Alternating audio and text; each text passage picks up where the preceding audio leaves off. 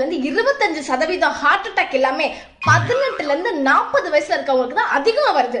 1000 பேர் 1000 காரணம் சொல்லுவான். இந்த 1000த்துல ஒரு 4 தெரிஞ்சு வச்சாதானே நீ நாளைக்கு ஒழுங்கா இருப்ப. என்னென்ன காரணம்னு கேட்டீங்கன்னா, சுகர், பிபி, உங்களோட ஃபேமிலி ஹிஸ்டரி, தூக்கம் இல்லைன்னா, தண்ணி, சிகரெட் அடிக்கிறதுனால, மாதிரி ஒரே இடத்துல உட்கார்ந்து இருக்கிறதுனால, முக்கியமா ஸ்ட்ரெஸ். இந்த ஸ்ட்ரெஸ் தான் 3 இருந்து 4% உங்களோட ஹார்ட் அட்டாக்கோட மெயின் ரீசனே.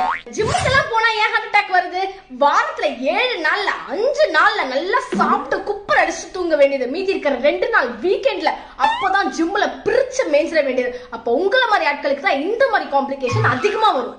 பக்கத்துல ஜாகிங் போறவங்க 1 மணி நேரத்துல 10 கிலோமீட்டர் முடிக்கிறாங்க. என்னால ஒரு 4 கிலோமீட்டர் கூட முடியல. ஆனா இன்னைக்கு எப்படியாவது அந்த 10 கிலோமீட்டர் நான் முடிச்சே ஆகணும் அப்படின்னு போனவை அப்பவே ரத்தம் அழுத்தம் வந்து செத்துருவேன். நீங்களும் 1 மணி நேரத்துல 10 கிலோமீட்டர் முடிப்பீங்க தான். ஆனா பொறுமையா உங்க ஸ்டாமினாவை இன்க்ரீஸ் பண்ணுங்க. இல்லனா என்ன அவார்டா தரப்போறாங்க?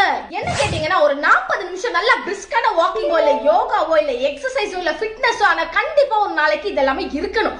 டெய்லி எக்ஸசைஸ் பண்ணலன்னா கூட சட்டி மாதிரி ஒரே இடத்துல உட்காராம வாரத்துல 3 நாள் மட்டும் மசில் ட்ரைனிங் லைட்டா கொடுத்தீங்கன்னா கூட இந்த ஜாயிண்ட் பெயின், தேய்மானம், ஹார்ட் அட்டாக்லாம் வராம பாத்துக்கலாம். இந்த வீடியோவை உங்க எக்ஸசைஸ் பண்ற ஃப்ரெண்ட்ஸுக்கும் அனுப்புங்க. எக்ஸசைஸ் பண்ணாம சட்டி மாதிரி ஒரே இடத்துல உட்கார ஃப்ரெண்ட்ஸ்க்கும் அனுப்புங்க. இதெல்லாம் தான் ஹார்ட் அட்டாக் காரணமான்னு சொல்லிட்டு. For more updates follow me.